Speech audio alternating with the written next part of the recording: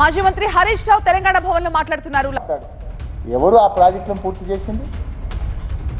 కల్వకుర్తి, నెట్టంపాడు, భీమా, కోయిల్ సాగర్ ప్రాజెక్టులకు 4,000 కోట్ల రూపాయలు ఖర్చు పెట్టి ప్రాజెక్టు పంప్ హౌస్ల దగ్గర నిద్రపోయి రాత్రింబవళ్ళు పనిచేసి 10 లక్షల ఎకరాలకు పాలమూరుకు నీళ్ళు ఇచ్చింది కేసీఆర్ బీఆర్ఎస్ ప్రభుత్వం. దీని మీద ఛాలెంజ్ చేస్తున్నా, ఎవరు వస్తారో రమ్మని. 10 లక్షల ఎకరాలకు పాలమూరులో నీళ్లు బారిచ్చింది బీఆర్ఎస్ కాదా? సిగ్గు లేకుండా మాట్లాడుతున్నారు. వలసలు వాపస్ తెచ్చింది బీఆర్ఎస్. బొంబాయి బస్సులు ఎక్కకుండా చేసింది బీఆర్ఎస్. పాలమూరు పచ్చబడేలా చేసింది బీఆర్ఎస్.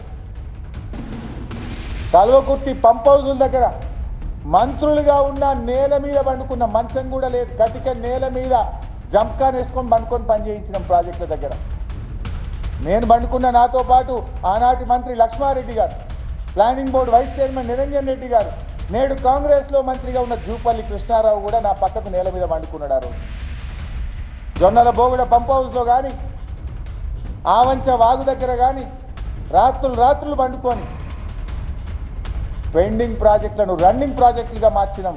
రాత్రింబవళ్ళు కష్టపడ్డాం. 10 లక్షల ఎకరాల మాగానిగా పాలమూరును మార్చింది బీఆర్ఎస్ పార్టీ కాదా? నువ్వేం మాట్లాడుతున్నావు రేవంత్ రెడ్డి? నీ మొహానికి మంచినీళ్ళు ఇచ్చిండ్రా మీరు? దత్తత తీసుకున్నాడు నీ గురువు. నీ దత్తత గురువు కనీసం మంచినీళ్ళు ఇయ్యలే. కానీ కేసీఆర్ పాలమూరులో ప్రతి ఇంటికి త్రాగునీరు ఇచ్చిండు. 10 లక్షల ఎకరాలకు సాగునీరు ఇచ్చింది కేసీఆర్. ఇది నిజం. కానీ నువ్వేం మాట్లాడుతున్నావు? 5 జిల్లాలు చేసిండు, 5 మెడికల్ కాలేజీలు ఇచ్చిండు, ఇంజనీరింగ్ కాలేజ్ ఇచ్చిండు, అగ్రికల్చర్ కాలేజ్ ఇచ్చిండు, ఆసుపత్రులు కట్టిండు, అద్భుతమైన రహదారులు వేసిండు. పాలమూరు జిల్లా ప్రజల కష్టాలు తీర్చింది కేసీఆర్. మీరు పాలమూరు పేరు, పాలమూరు గోస చెప్పుకొని ఓట్లు తప్పిన తప్ప పాలమూరుకు కాంగ్రెస్ ఏం చేయలే, తెలుగుదేశం ఏం చేయలే. పాలమూరు ప్రజల కరువు తీర్చింది, కన్నీళ్లు దుడిచింది.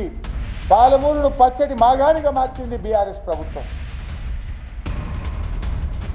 కల్వకుర్తిలో 3,07,000 ఎకరాలకు ఇచ్చినాం.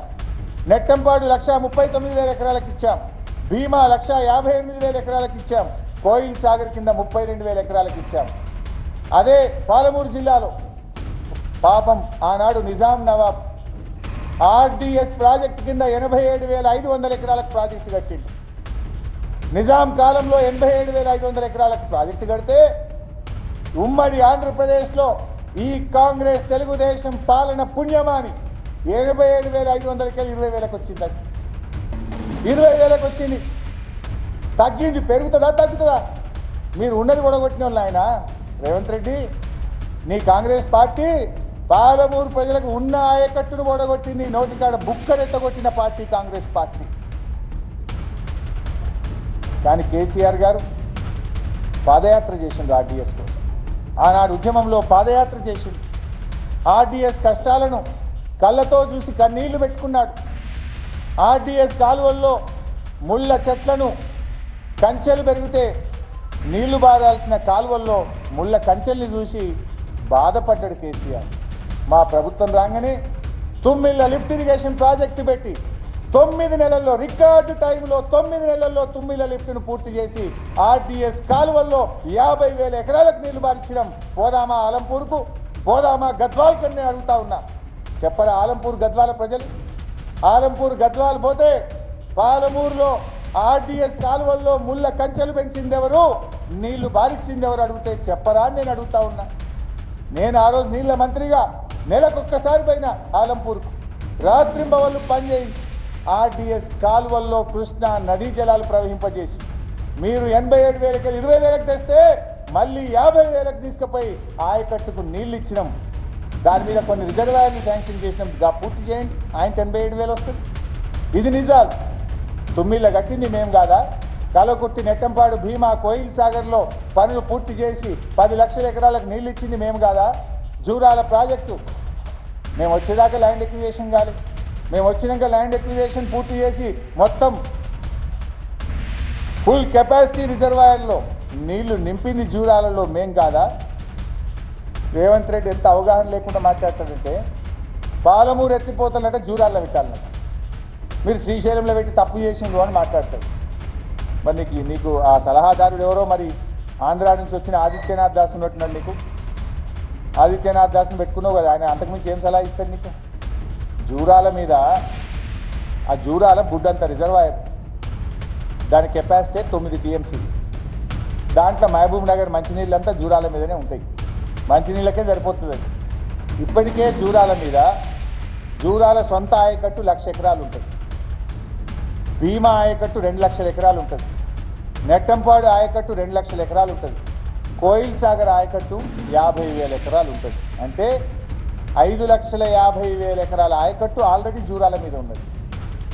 ఆ జూరాలలో పాలమూరు ఎత్తిపోతల పథకం పెట్టి రోజు 2 TMCలు గుంజితే ఉంటాయా నీళ్ళల్లా?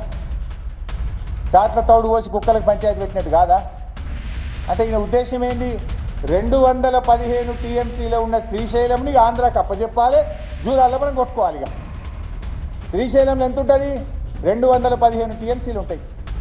మనం శ్రీశైలంలో 2 TMCలు పెట్టి గట్టి గుంజితే 215 TMCలు 2-3 నెలలు ఉంటాయి కదా ఫ్లడ్ బంద్ అయినాక.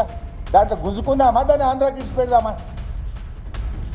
కేసీఆర్ గారు ఆలోచించి ఆ శ్రీశైలంలో మనకు 215 TMCలు ఉన్నాయి కనుక మనం పెద్ద పెద్ద రిజర్వాయర్లు కట్టి వరద ఉన్నప్పుడు నీళ్లు ఉన్నప్పుడు గుంజి నింపి పెట్టుకోవాలి, శ్రీశైలం మీద ఆధారపడొద్దని 67 TMCల రిజర్వాయర్లను కట్టిండు పాలమూరు ఎత్తిపోతల పథకంలో. 67 TMC. మీ ముఖానికి 60 ఏండ్ల సమైక్య రాష్ట్ర పాలనలో ఈ కాంగ్రెస్ తెలుగుదేశం వాళ్ళు మొత్తం కృష్ణానది పరివాహక ప్రాంతంలో ఒక 20 TMCల రిజర్వాయర్ కట్టిందా? మీరు 20 TMCలు కట్టిందా? 3.5 లక్షల ఎకరాలకు నీళ్ళు ఇచ్చే కల్వకుర్తిలో 5 TMCల రిజర్వాయర్ని కట్టిందా? మాట్లాడింది ఏమైనా నోరిప్పిండ్రా? మీరు ఇంకా మాట్లాడతారు. ఇవాళ కేసీఆర్ గారు 100 TMCల రిజర్వాయర్లకు రూపకల్పన చేశారు.